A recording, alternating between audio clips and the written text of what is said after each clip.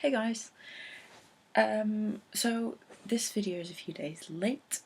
I've been traveling a lot recently and that's, my own thing, but it's been an issue and something I haven't sort of coordinated as I should, so apologies for that. And apologies to those who just love to start their week with me. So I'm coming to you on Friday instead. And hopefully you're out, having a social life instead of watching me. But hey, if you are, more power to you. Watching me, that is. I don't care about your social life. This week we're talking about gendered language and how we use it in relationships. So what do we call our genderqueer, third gendered, androgynous, etc. partners, friends, and family? Which is something I've been thinking about a great deal recently as I've been coming out to friends, family, not quite, kind of, embarking on the long drawn out process of coming out as genderqueer. When I approach this topic, I'm going to use a word to describe myself that you will never again hear me use in relation to myself. That word, viewers, cover your children's ears, is conservative. Okay? Whoa, Jack, you might say. And hey, that was a little scary for me, so I just put myself out there. Hear me out. Apologies if there's any conservatives who have stumbled upon this channel. Introduce yourselves. Hey, I'm friendly-ish. Yeah, I'm fairly conservative in terms of the language that I use in my own genderqueer life about myself. If you're a queer person and you specifically ask me to use a certain word or pronouns to refer to you, I will use them because I understand the need to pick your own pronouns, and I understand the frustration when somebody misgenders you or uses a word that you don't prefer, because I'm very aware of the significance of language and the power of language. I'm a writer, so I think about this an unhealthy amount. Writing is kind of the thing I think that defines me most if I had to pick one thing. I'm really interested in the development of language, and I'm a historian who plans to be in academia for several more years. So I think about the historical context and the historical weight and significance of words and language quite a bit. As such, I'm very wary of trendy words. Not to say that being genderqueer is trendy, but it in itself is a word, an adjective, a noun even, of the times. It's very specific to this this particular time, and only sort of cropped up within the past 10 years. There are more horrible words like lifestyle. That's a terribly trendy word and I hate it. And I would never use it except for right now, apparently. But yeah, I don't like the word genderqueer despite contributing to genderqueer chat. So yeah, I also don't like a lot of pronouns that a lot of genderqueer people use. It's not that I'm saying I don't like you because of your pronouns. It's just that I don't use them in regard to myself, and I'm a genderqueer person, so hey.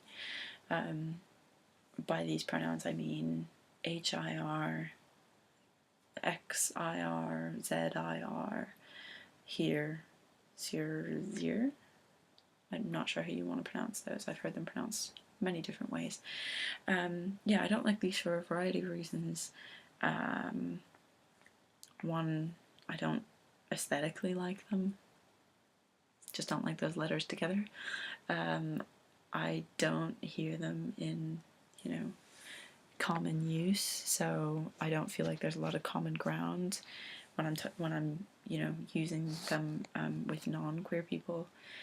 And you know, hey, that is quite possibly going to change in the next few decades, but for now I really like they, singular they. Shakespeare used singular they in some of his plays, so I always have, you know, some fondness for the old Billy Shakes. And I just see it as kind of a more fluid, more ambivalent, ambiguous rather, word, and one that doesn't necessarily date me to my time. And it's really pretentious saying, Jack, of course you're a product of your time, just use the fucking language of the time. I think about these things a lot. So, you know, I think about history a lot, and I'm hesitant to use words that date me to this time when I'm so preoccupied with other times, if that makes sense. I won't go on about history on this channel because, hey, there is an upload limit. Yeah. So what to call then somebody who either you're in a relationship with, or you know, just a genderqueer person in your life? Or what do I prefer to be called? Let me tell you. I'm actually kind of baffled by this question right now. You know, it's something that I think about a lot, because again, I'm very aware of the specificity of language. So I'm not in a relationship, but that question is always kind of there. If I was to be in one, I definitely wouldn't want to be called somebody's girlfriend. In fact, I've turned somebody down because they have asked me specifically to be their girlfriend. Lovely person, but I mentally couldn't do it. I just physically couldn't say yes. Even, you know, boyfriend I have an issue with. Just in that I kind of see it as those particular words as a bit adolescent almost. I'm well aware that, you know, there are plenty of adult people with boyfriends and girlfriends who are also adults, but that's just how it sounds to my ear. I've never really liked those terms. Partner is a bit better. Ricky, you know, brought up spouse, and I think that's fine. If you're married to someone, I guess. But yeah, I'm a bit old-fashioned.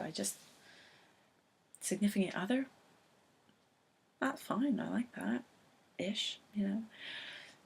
And I like pet, you know, nicknames that I've seen people come up with for each other. You know, calling people by names that are or terms that are distinctive to them. I really like when I think somebody called their significant other their sponge friend. You know, because they all, I don't know even why, but I thought that was sweet because it was specific to their relationship and that person, regardless of what it means. Sponge friend. Okay, but they used it because, you know, the person in question didn't have a gender. So, you know, I think that's legitimate and creative. Then, yeah, friends and family, son and daughter, I get hung up on a lot. And being home over the April holiday, I got that a lot because I was with a lot of my family. You know, that grated on me quite a bit. Being someone's daughter and being someone's sister when I wasn't, and I'm not. I refer to my brother generally, even though he identifies as male, as my sibling, and I introduce myself as his sibling. And I actually, even when referring to my parents, I don't usually say my mom and dad. I say my parents, or my parental unit. So I don't tend to use gender, you know, in reference to people in my family who have specific genders, who are male and female. Yeah, even with aunts and uncles and whatever, I'll just say extended family. I think that's just, you know, my own habit and the way that I think about gender coming through in terms of how I treat my family. And yeah, I think of myself as sort of my parents' child, my parents' kid, informally. Though I do wish there was kind of a better word, because child kind of has the implications of a child, literally, a minor, which I'm not. So, yeah, I actually did over the holiday. Someone called from my mum and they said, is this so and so? And I said, no, this is her son, just without, because I couldn't say daughter. Again, I had this mental block where I just couldn't say daughter. And they were sort of like, okay. And then I actually, they were like, so what's your name, just for, so I can say that I spoke to you. And I said my brother's name. So that must have been a weird message to relay if they called back. But yeah, that was just something I was thinking about. I was like, would it be alright to say child? They might think that was a little weird. I think, in future I would say child, just because it's, more accurate than the alternative. But yeah, I'm just aware of the fact that, it sounds weird, and if I had the choice of words, I would use something different. And that's the case with a lot of genderqueer words, and queer words in general. So, yeah. Yeah, I'm aware that I probably don't have like necessarily mainstream views on this topic. Feel free to disagree with me. A lot of people do.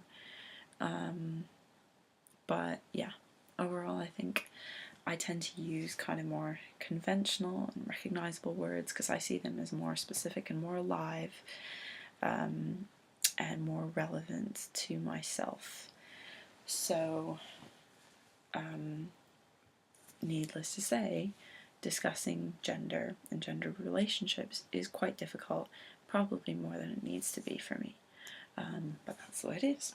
So, on that note, I'm going to leave you, and I will see you on Monday. So, you see me again soon. Night night, everybody.